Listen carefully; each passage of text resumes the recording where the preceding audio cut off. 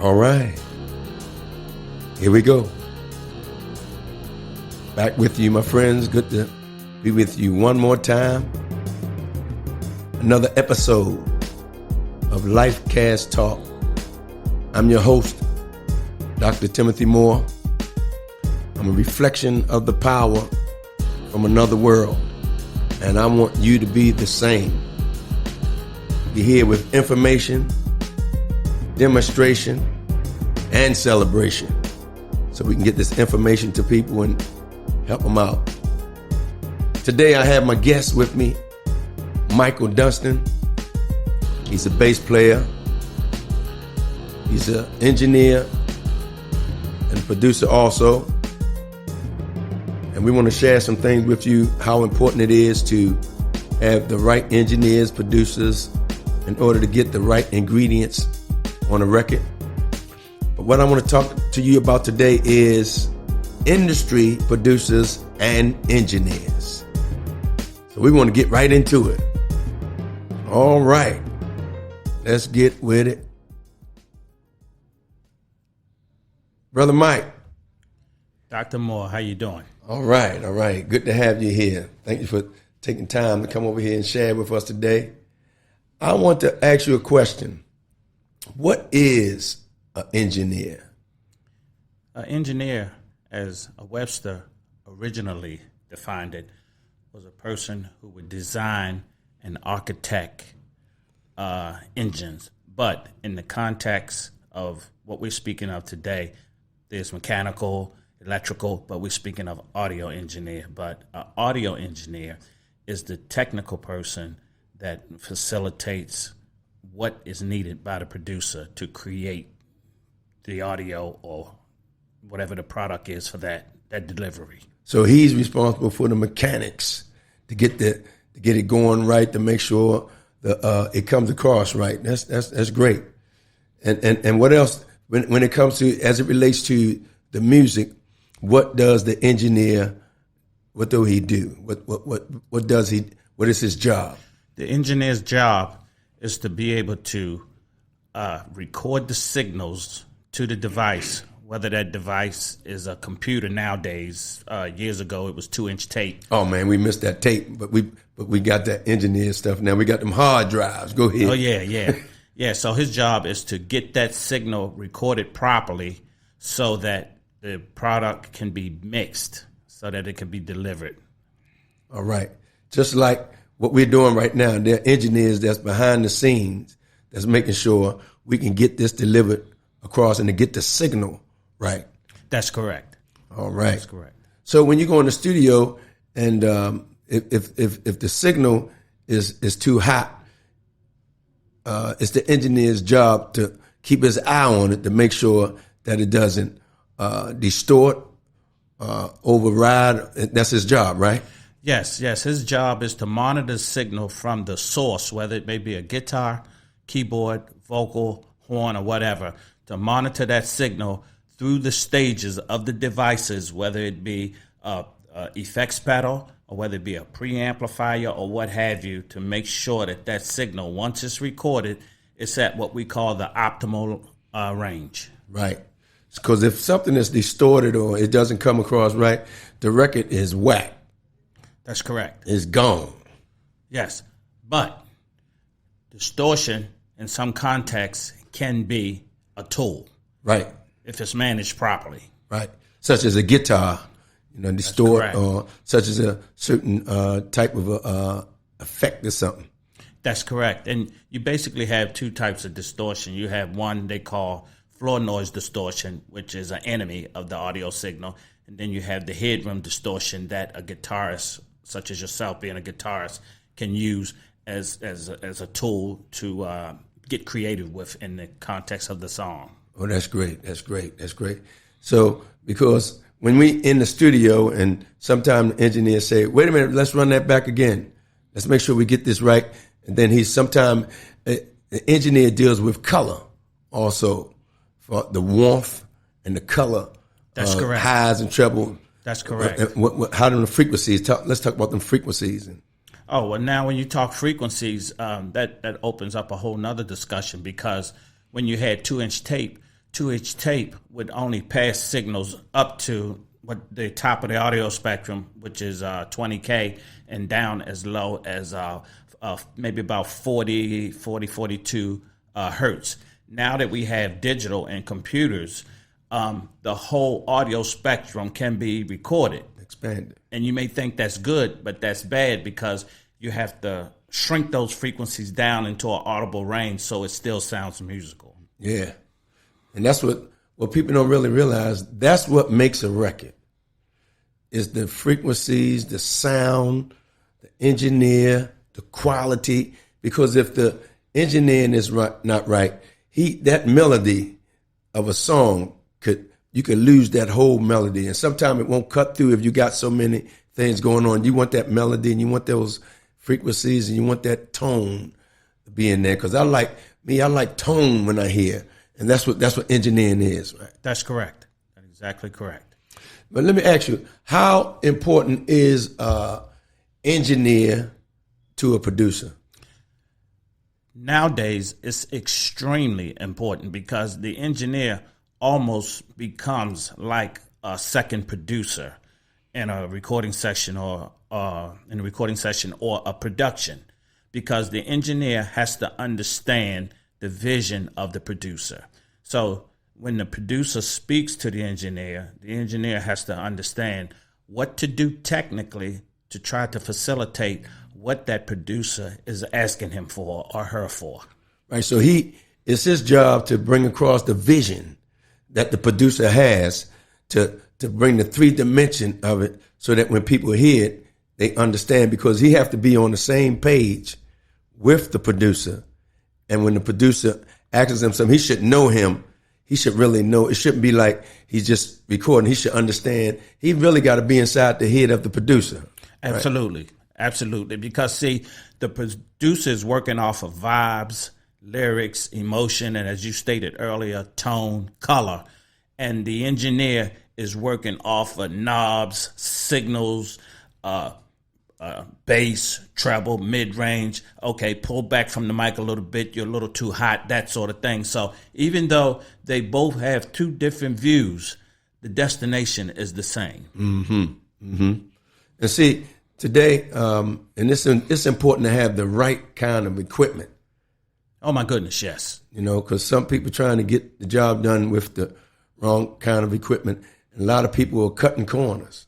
Yes. They think they can just make a good record by cutting corner because you have a computer at your house and you feel like you got a mic and you can just make a record, but you got to have the right equipment. You got to know how to use those preamps. You got to know how to use those compressors, those gates, and speak to that. So you have all of these tools that facilitate in the production environment. You have, as you stated, you have gates, you have equalizers, you have compressors, you have all of these tools. Some engineers, some producers use these tools when they record.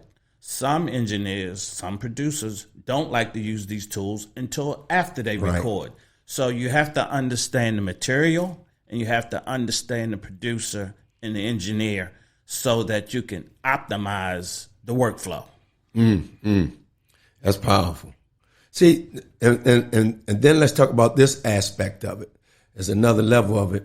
Not only do we have engineers and producers, but sometimes the producer is the engineer. That's correct. And like yourself, you engineer, like myself. And yourself, we engineer, correct. and we have our own studios, and we lay tracks. For instance, sometimes I play on records. It's like I played on #1 jazz record, and Ben Tankard, he sent his tracks to me, and I had to play my tracks and get all my tracks straight and make sure the tracks was right. And then I sent my guitar parts back to him. Sometimes that's what the engineer and the producer do. Is that right?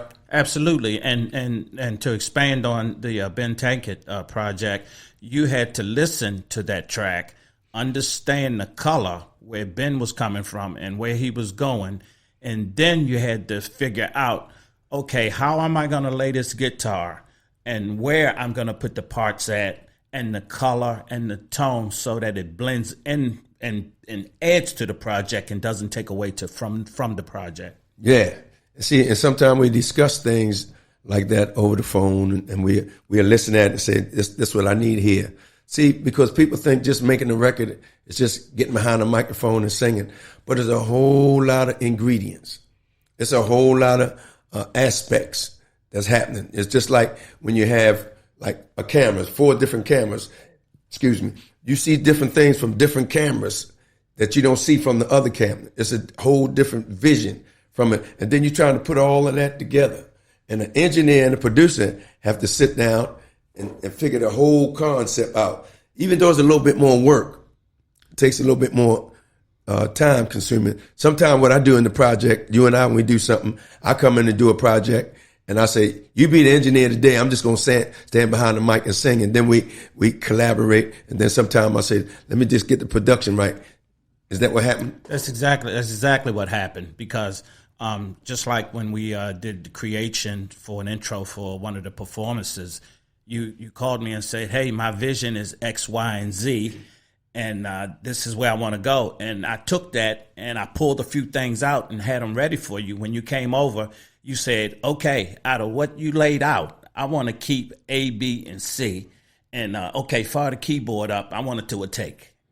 All right. Yeah. We put it together. We've been working together for years. I can't even count the years. I mean, I done so many projects that you was involved in, as far as getting it ready for mastering, recording, sending stuff to the radio station spots, TV, doing intro, TV, and that's a lot. We just finished my new group CD, New Street. We was working on a project. Let's tell them about what happened one day. I was talking to you about something, and you listened to me, and I inspired you about a song that you came up with, and then we put it together. What was that? But that was the track Coming Back, and that was really interesting, because what happened is I would call you and I would ask you about certain aspects of Jesus coming back. I would call you up and I would say, Dr. Moore, now the Bible says Jesus coming back. When he come back, what's going to happen? You would give me some scriptures. You would say, hey, Mike, okay, he's going to do this, he's going to do that. And then I would take the notes and I would go off. And then I would come back with another piece. You would give me more scriptures until the song was built. And then once the song was built and I built the track, the bass line, the drums, and got the feel right, when you heard it, you says, Mike, I got to do that track. But it was all inspired by you. All right, yeah, and then when he did the tracks and then he sent it over, I put the guitars and put a little extra vocals in there and lyrics and put the tracks, and it came out nice. Yes, it did. And we're gonna put that track out. And matter of fact, let me see if I got some of it right here. Let me see if I got. No, that's not. I know I got this song that's on here. I'm gonna find this, and I want to let you enjoy. Y'all need to enjoy this track here. Where is that? I'm gonna find this track. That's what happens when you try to be an engineer and you're not an engineer. All right. So I might call my engineer in here and say, "Look, now tell me how I got back to this here." All right, you continue to talk to me about what's happening with this producer engineer aspect. Well, getting back to the producer engineer aspect, over the years, the engineer has become more like another musician, even in the production aspect, because the engineer has to understand the music, the chords, the progressions, and everything. All right. And this is part of the track. This is a track here. See, I had to do some engineering just now. See that? Oh, yeah. Absolutely. You better listen at me. Stay away from that tree. I'm not going to play the whole track because some of y'all might try to tape it out there. We can't have it. You got to go to the store and buy it. Listen. Eve said, Adam, please take a bite from the good and evil knowledge tree. You don't want to hesitate. The taste you can't believe, baby, it is great. Adam said it sounds good to me. I believe it's alright if I take a bite. Yeah. so wild. They were wearing a smile turned upside down. God gave his forgotten son, Jesus Christ. Jesus Christ, he's the chosen one. Yeah, he sacrificed for all our sins. He said, stay on track. You know that I'm coming back. I think I'm gonna take it out my day. Somebody out there getting happy. I see y'all out there dancing. It's coming out in April.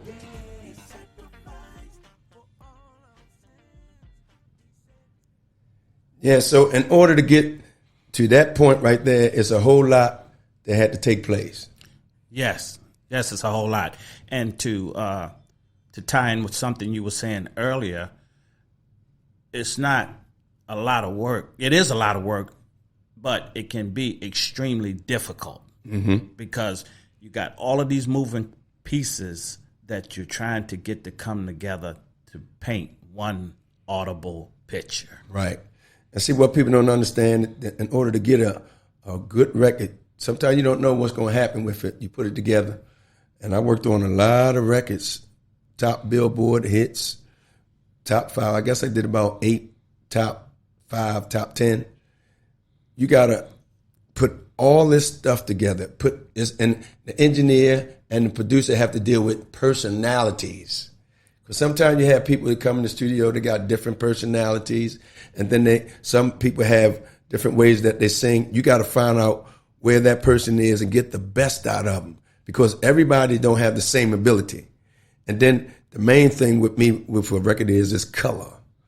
Get that tone, get the right tone to get that right feeling. And one of the hardest things for an engineer to do and a producer to do is get that feeling on that tape. What as for today is a hard drive. Get it on that tape, and that takes work to get it there. Now, outside of all of the other things that are so important to your productions, one thing that is really important that you put a lot of energy into, and that's those vocals.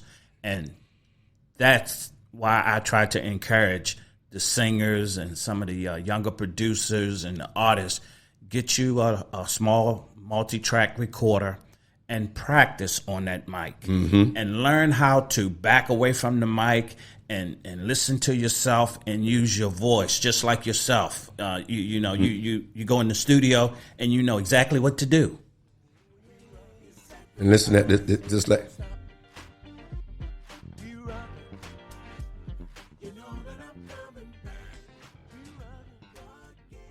Oh man, we could be on here all day. We could be on here all day and we can talk about this. I have enjoyed this, and I hope it blessed somebody out there. I know you had to enjoy it because it was good.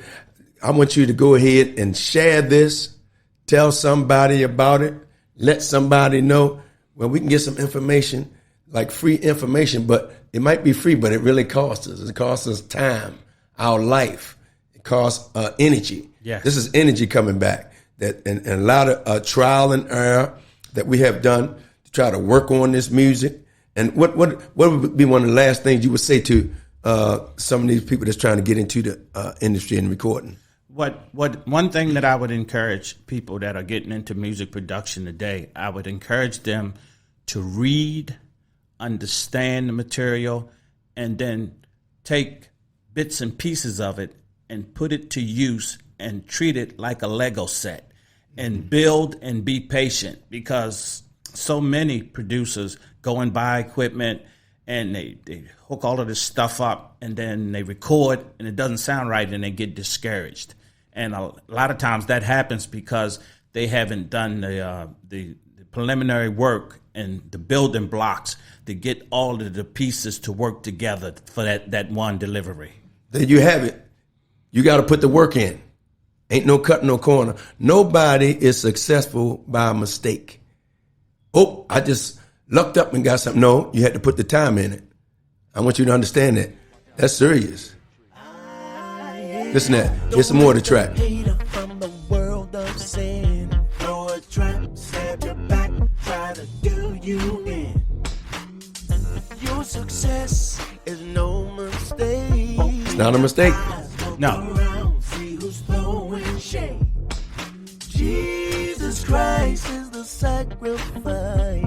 the boss paid the cost. So All right. We gave you all a taste of it. But I'm glad to be here today with my friend. I want you to tell somebody about what's happening. We had a good time today. Make sure you subscribe, hit the bell, tell somebody. And I want you to enjoy it today. Just put it on out there. Until that time, let's just bob and weave a little bit. Weave and bob ourselves out. See, I'm going to have people that's on here that's going to help you out, that's got the knowledge to help you to understand and help you to expand so you can become the man and the sister that God wants you to be. Just remember, look up and don't look down, because you're going to make it. Get up off the ground. See ya. We out of here. We gone.